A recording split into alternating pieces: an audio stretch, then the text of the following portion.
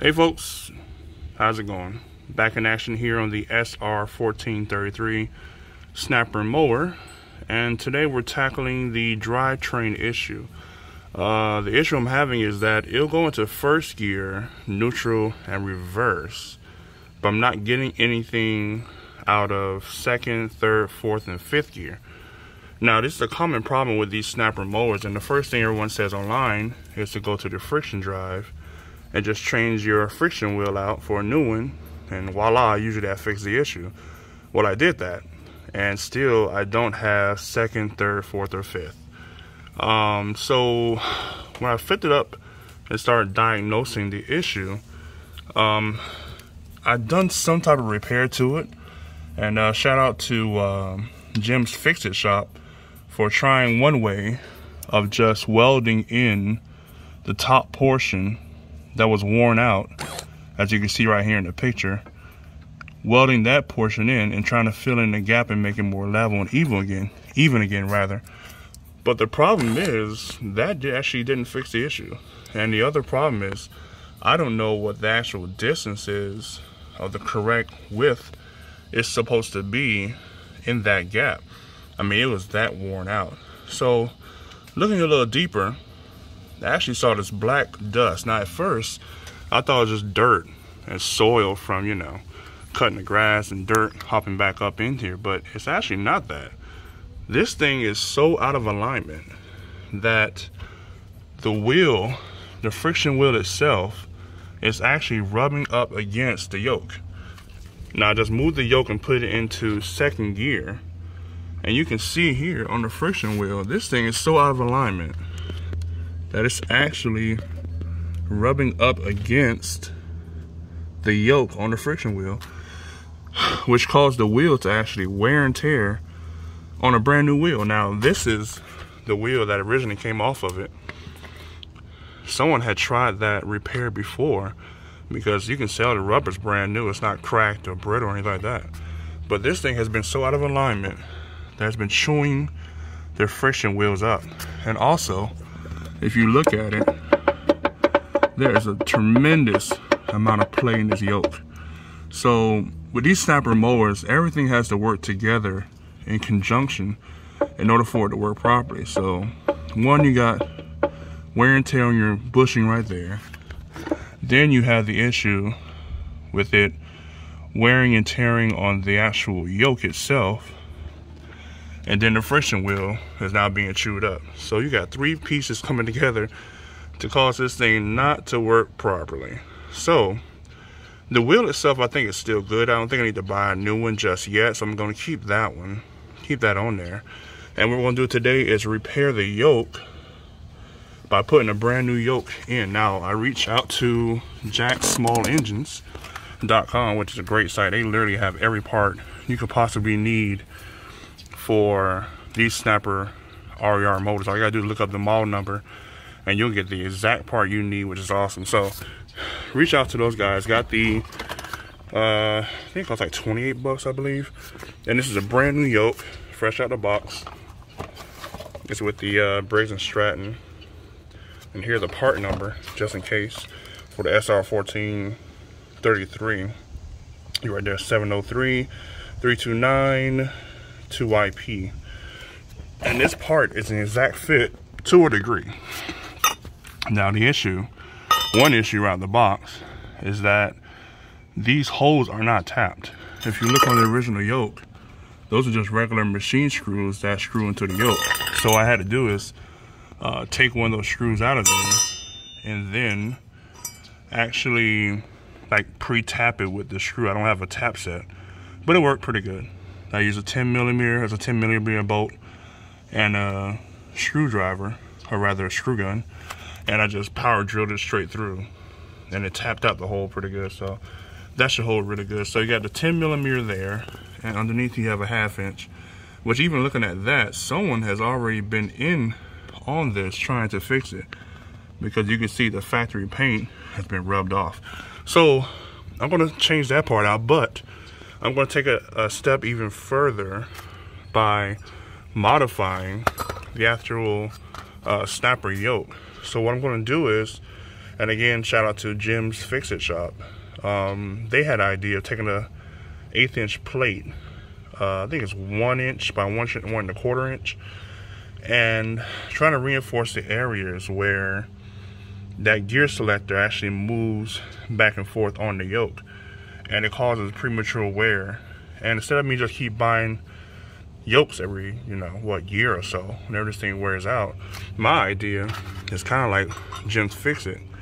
And I'm going to take, this is a piece of 1 inch by 3/16, which is actually thicker than the actual yoke itself. The yoke is like 1/8. So I'm really beefing this thing up. So what I did is cut one piece out, and I'm fitting it over the major wear and tear areas of the yoke itself. So as you can see, what I'm going to do is, I got a welder, I'm not going to screw it. I'm going to weld it in place and make sure that top distance is correct. I'm going to weld it on one side, and then weld it on the other side, and then fill in that hole with some weld too. So that way this thing should be pretty solid. And then, so you have 1, 2, 3, 4, 5 going across there. Of course you have neutral there.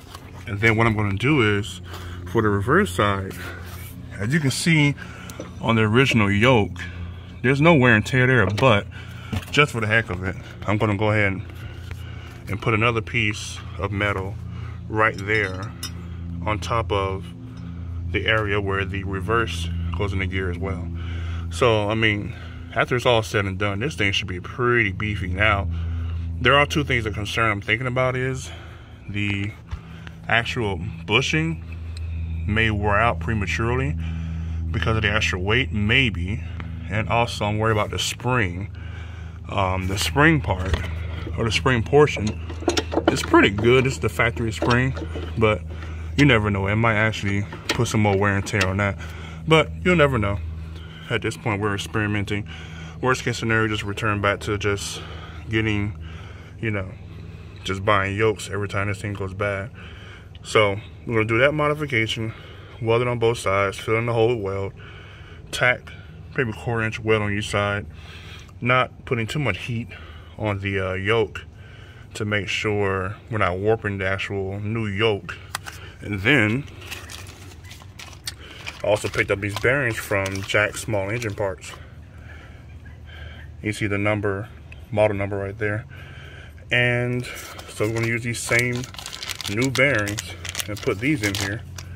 And that way we have pretty much the original alignment that we had from the beginning from factory. So I'm hoping by solving these issues, this thing will be able to actually go into first, second, third, fourth, and fifth, and also go into reverse with no problem.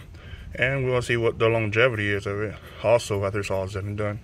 So let me go ahead and weld this up, and I'll be right back with you guys. So just making a note of the location of the original yoke is pretty interesting. It's actually offset from the bottom bracket. So you have to go to the left of both sides of this bracket, and then the bushings go on the outside. So again, these bolts are 1/2 inch. I'm using, I think, a 13mm. And then on the top, those screws that connect the bracket to the actual yoke are 10mm. Hey, so just wanted to do a side-by-side comparison of bushings, and you can tell these things are completely worn out. I mean, you can see the groove right where the metal's been chewing into the plastic. This is the left side where the gear selector is 1, 2, 3, 4, and 5. And this is the right side where the reverse gear is. And you can see next to it the new bushings. I mean, these things are night and day. So I think a lot of our issue may have been right there in the bushing. So just wanted to show you that part before I install them. And here it is, the finished product of my modification to the brand new yoke. So you see at the bottom here, this is with the 3/16 by 1 inch plate, and I went ahead and filled in that hole in the middle, and pretty much put little 2 1/4 inch welds on the side. And here's the reverse part, nice 1/4 inch weld there, 1/4 inch weld there. Now these welds aren't the best because I use a little Chinese Amico welder off of Amazon, costs 99 bucks, but it does weld. However, it's not exactly the prettiest thing on the face of the earth. It's not like I'm using a Miller, but That's the new one and that's the old one. And you can see where I tried to repair it some. And putting detail on the gap between the old and the new one, you can tell there's no way possible this thing would have saw the correct gears. Between that gap being that worn out plus those bearings I just showed you, there's no way. It's a miracle I got first and reverse, for goodness sake. So hopefully this will fix the issue, and the next part you see will be it installed into the Snapper mower. Alright folks, we got the new yoke installed into the Snapper mower. As you can see, we got the new 3/16 inch by 1 inch bar welded in place. You put the new plastic bearings, or bushings if you will, back in place at your left side. There's your right side, and we are now clearing the bottom end for the first time with the yoke. Now granted, the friction wheel is a little worn out, however it should be pretty good even with a new disc. But this now is in 3rd gear, which is never done before. But this modification has caused a little bit of an issue, and that is, if you go over just a little bit more, the new 3/16 inch plate actually rubs up against the friction wheel just like the original plate did. So what I'm gonna have to do is make a small modification by cutting out about, I'm gonna just cut out a 1/4 inch just to give it room and extra space. A 1/4 inch from that bottom space right there, the bottom piece.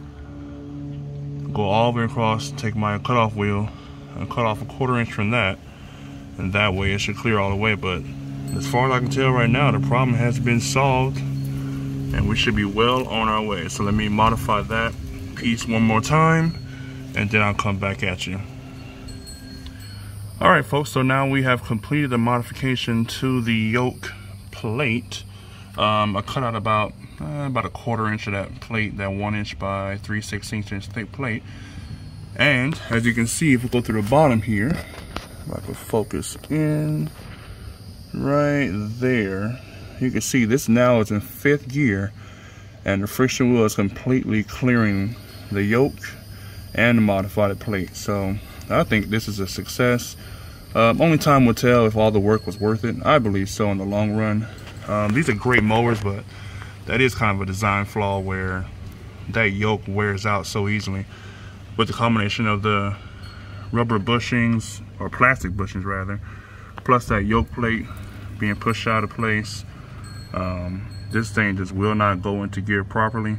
Also check the friction plate to make sure the depth was correct, and everything's right on point. So the only issue was the yoke plate and these bushings. Now one might say, if I use a thinner plate, maybe a 1 inch by 1/8, so you basically double the original yoke to about a 1/4 inch plate, it may work out.